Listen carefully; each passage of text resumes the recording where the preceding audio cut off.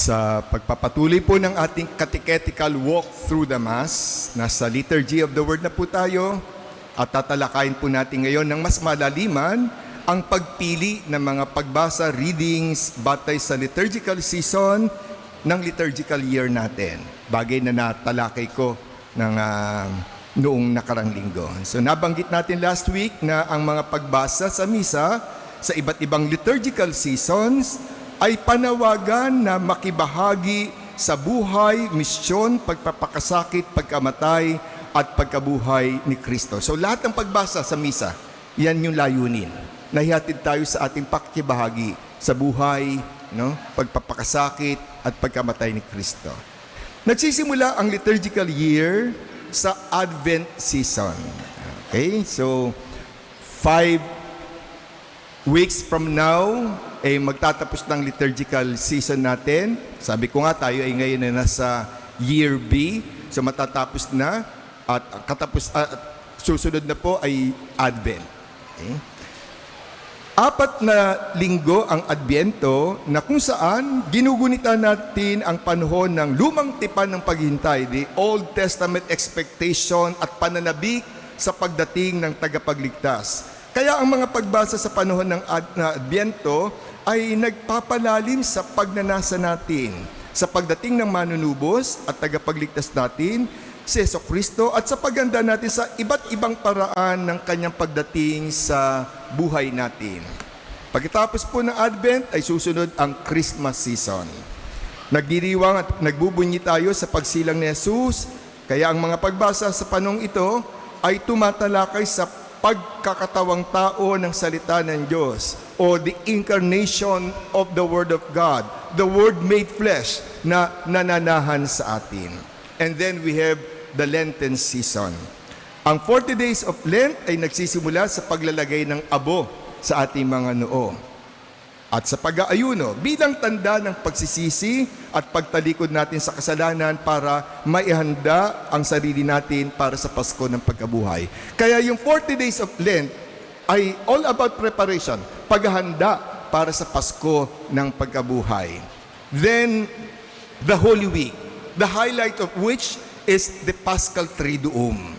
We enter into the Paschal mysteries of Christ. Ang mga pagbasa sa panahong ito ay tumatalakay sa naging kabayaran ng kasalanan natin, ang kamatayan ni Kristo sa krus. Ang mga pagbasa sa panahong ito ay tumatalakay sa pagpapakasakit, pagkamatay, pagkabuhay ni Kristo na nananawagan sa atin na makiisa kay Kristo. And then, the Paschal Triduum also ushers in the Easter season. Kaya yung Paschal Triduum siya yung bridge between the Holy Week and the Easter season. Sa loob ng 50 days, ipinagdiriwang natin ang pagkabuhay at pag-akyat ni Kristo sa langit, culminating on the 50th day with His sending of the Holy Spirit on Pentecost. Okay? Kaya 50 days yung Easter at ang katapusan nga noon ay yung Pentecost. Ang mga pagbasa sa panahong ito ay tumatalakay sa kaganapan ng katubusan at kaligtasan natin kay Kristo. And the rest of the liturgical year, known as ordinary time, focuses our attention on the public ministry of Jesus. Ngayon po tayo po ay nasa 29th week in ordinary time. Okay? And the ordinary time ay binubuo po ng 34 weeks.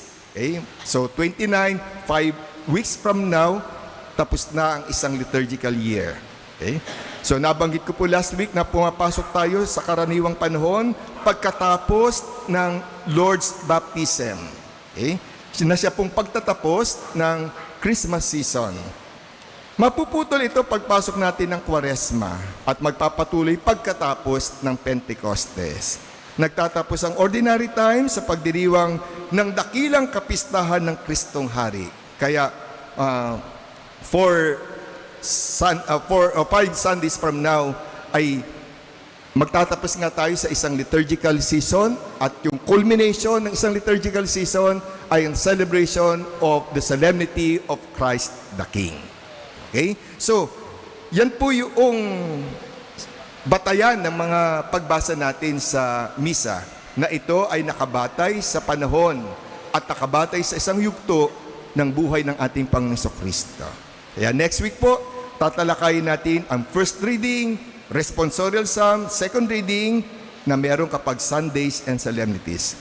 Kaya abangan ang susunod na pagpapaliwanag.